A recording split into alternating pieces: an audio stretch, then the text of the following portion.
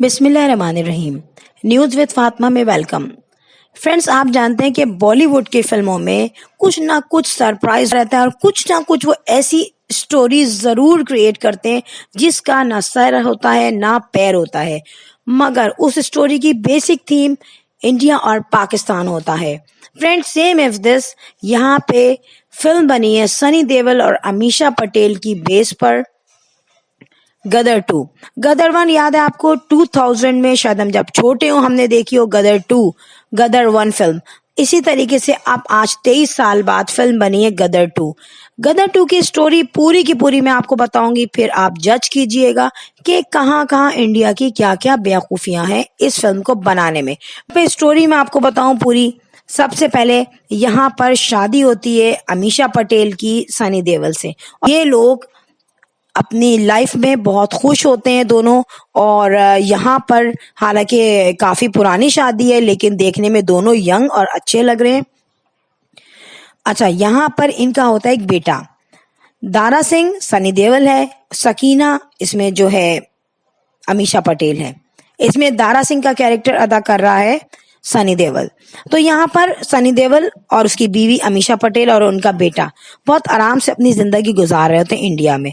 सनी देओल ये चाहता है कि उसका बेटा पढ़ लिख के इंडिया की आर्मी में जाए, जबकि उसका बेटा जो होता है उसको बॉलीवुड का हीरो बनने का शौक होता है, और वो सारा दिन एडवर्टाइजमेंट्स के और फिल्मों में जाने के लिए कोशिश करता रहता है। अपने मुख्तलिफ सोशल प्लेटफॉर्म पर वो अपनी पिक्चर्स पोस्ट करता है और पढ़ाई में कोई शौक नहीं लेता। सिनेमा जाके छुप छुप के फिल्म्स देखता है। ये चीजें सनी देओल को पसंद नहीं होती। वो अमीषा पटेल से लड़ता है कि तुम माँ हो, तुम बच्चे को देखो। फ्रेंड, ये सब कुछ चलता रहता है मगर फिर भी उनकी लाइफ अच्छी चलती है। अचानक से क्या होता है, सनी देओल का बेटा जो कि पढ़ने में अचानक से अच्छा हो जाता है और वो ये देखता है कि मेरे बाप को शौक है कि मैं इंडियन आर्मी में जाऊं, तो मैं ऐसा ही करूंगा। मैं हीरो बनने के खातिर अपने आप को खत्म नहीं करूंगा और ना अपनी बाप की ख्वाहिश को खत्म करूंगा। अब दारा सिंह का बेटा पढ़ लिख के आर्मी का टेस्ट देता है, आर्मी के टेस्ट को क्लियर करता है और आर्मी में चला जाता है। यहाँ पर वो आर्मी में परफॉर्म कर रहा होता है एज अ सोल्जर अपनी जॉब, और अपने घर में भी रहता है। वक्त गुजरता रहता है। वक्त गुजरने के साथ सनी देओल और अमीषा पटेल अपने बेटे की शादी करते हैं।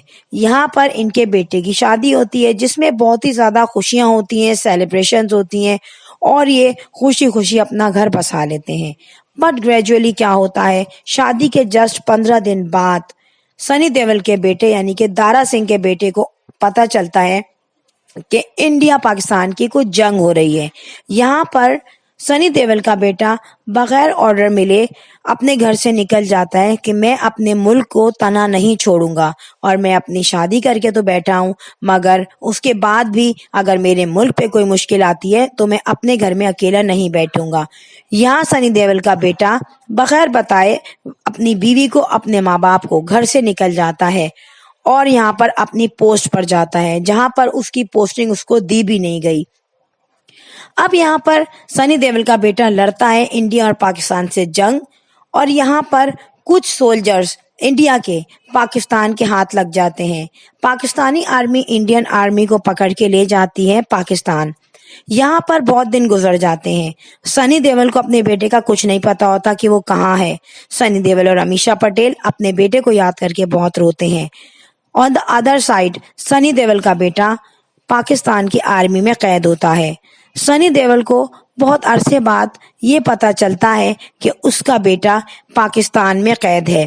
वो भी इस तरह कि सनी देओल का बेटा अपने बाप को खत लिखता है और अपने एक दोस्त के हाथ वो खत अपने बाप को भिजवाता है। अब सनी देओल ये लेटर पढ़ के बहुत परेशान होता है और वो ये सोचता है कि मैं हर सूरत अपने बेटे को बचाने जाऊंगा। अब सनी देओल यहाँ क्या चलता है, चालाकी। सनी देओल ये सोचता है कि मुझे पाकिस्तान जाना है और पाकिस्तान जाके अपने बेटे को लेकर आना है, मगर उसके लिए मुझे सबसे पहले पाकिस्तान जाने के लिए वीजा लेना पड़ेगा। यहाँ पर इतनी सख्तियों के बावजूद पाकिस्तान से उसे बहुत जल्दी वीजा मिल जाता है اور وہ پاکستان پہنچ جاتا ہے۔ پاکستان پہنچنے کے بعد فوراً ہی وہ اپنا گیٹ اپ ایک مسلمان گیٹ اپ میں چینج کر لیتا ہے۔ یہاں پر اس کا ایک بہت پرانا دوست ہوتا ہے جو کہ مسلمان ہی ہوتا ہے، اور وہ سنی دیول کا بہت فیور کرتا ہے۔ سنی دیول یہاں پر رہتا ہے، یہاں کے لوگوں سے ملتا ہے جلتا ہے اور تمام معلومات لیتا ہے۔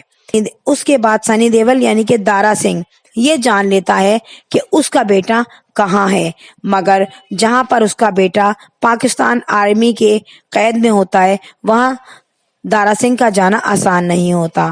دارا سنگھ بہت آسانی کے ساتھ پاکستان آرمی کا ڈریس لے لیتا ہے، ان کا یونیفارم ویئر کر کے وہ جاتا ہے وہاں پر جہاں پر دارا سنگھ کے بیٹے کو قید کیا ہوا ہے۔ اور یہ بات میں آپ کو بتاؤں کہ دارا سنگھ اتنا آنے جانے کا کام بغیر کسی ٹرانسپورٹ کے کرتا ہے۔